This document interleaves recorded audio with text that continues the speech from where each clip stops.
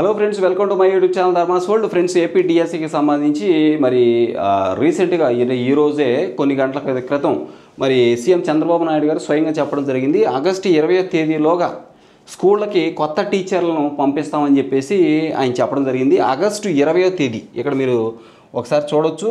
August 20వ తేదీ అని చెప్పేసి మెన్షన్ చేశారు. ఆగస్టు 20లోగా స్కూళ్లకు కొత్త టీచర్లను పంపిస్తామని సీఎం చంద్రబాబు నాయుడు గారు స్వయంగా చెప్పడం జరిగింది.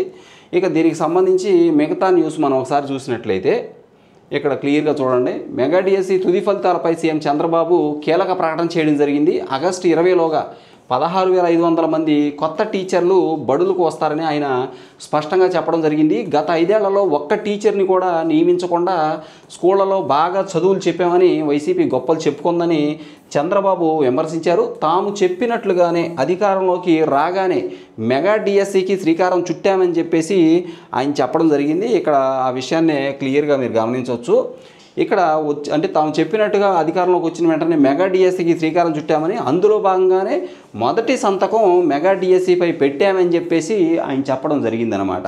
అంటే ఆగస్టు 20వ తేదీలోగా అంటే ఆగస్టు 15 నాటికే మరి టీచర్లు కొత్త టీచర్లకి పోస్టింగ్లు ఇవ్వడం జరుగుతుంది. 2025 డిఎస్సికి సంబంధించి పోస్టింగ్లు కూడా ఆగస్టు 15 నాటికల్లా ఇచ్చేస్తారేమో అని చెప్పేసి చెప్తూ ఉన్నారు. కంపల్సరీగా 20వ తేదీ లోపే, ఆగస్టు 20 లోపే అంటే నెక్స్ట్ మంత్ 20 లోపే, ఇంకా నెల రోజులు కూడా లేదు. ఒక రకంగా చెప్పాలంటే ఒక నెల రోజులు ఉంది కరెక్ట్గా.